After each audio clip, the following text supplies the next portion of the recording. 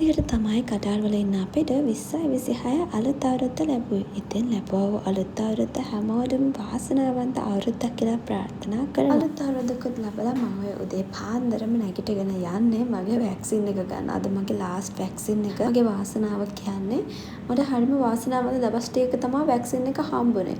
ඔය පළවෙනි දවස් දෙවෙනි දවස් මම මෙහෙට ඇවිල්ලා මාස 3යි. තුන්වෙනි දවස් හරියටම ක්‍රිස්මස් ඩේ එක. අද හතරවෙනි දවස මගේ ලාස්ට් වැක්සින් එක.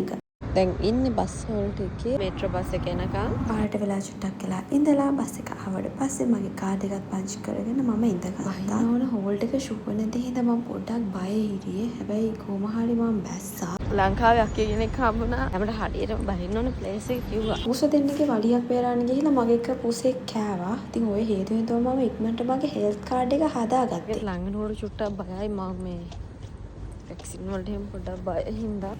බයෙන් කොහොම හරි මගේ ලාස්ට් වැක්සින් එක නම් ගත්තා. එතන චුට්ටක් රිදෙනවා. අම්මෝ වැක්සින් 4 කම්ප්ලීට් ඉතින්. මට මේ අවුරුදු පළවෙනි දවසේ වැක්සින් එකක් තමයි හම්බුනේ. හරිම සතුටුයි. ඉන්දියන් සුපර් මාකට් එකකට ගිහින් ඉතින් මොනවා හරි අරගෙනම ගියා නම් ලේසි. එළවලු ඉවර නිසා මං ගියා ඉන්දියන් සුපර් මාකට් එකට එළවලු ටිකක් ගන්න. මුලින්ම උඹලක ටිකක් ගන්න ඕනේ. මම ගත්තේ අත්‍යවශ්‍යම බඩු කිහිපයක් විතරයි. මොකද අත එකක් මත් එක්ක මට අරන් යන්න පුළුවන් සීමිත බඩු ප්‍රමාණයක්. ඊට පස්සේ මං ඉන්දියන් එකෙන් බඩු ටිකක් අරගෙන ආයෙ ඩේ ටු ඩේ එකට ගියා. එතනත් බඩු වගේක් ගන්න. හැබැයි එතන නම් වීඩියෝ නැහැ. මොකද මගේ බැටරි 118ක් විතර තිබුණේ. බැටරිය ආරක්ෂා කරගන්න ඕනද මම ගෙදර එන්න ආවා. එනකොට හැමදාම මගේ පාර බලන් යන ෆොටෝ සෙට් එකකින් මම බඩේ ඉන්නේ. ඊට පස්සේ මුලින්ම කරලා හිටියේ ඔක්කොම පැත්තකින් ඉඳලා ඒගොල්ලන්ට කැම දෙන එක.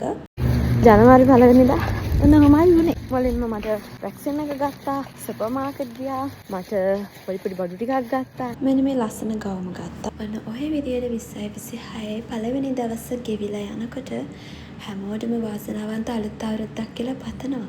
හැමෝම පරිස්සමට සතුටින් ඉන්න.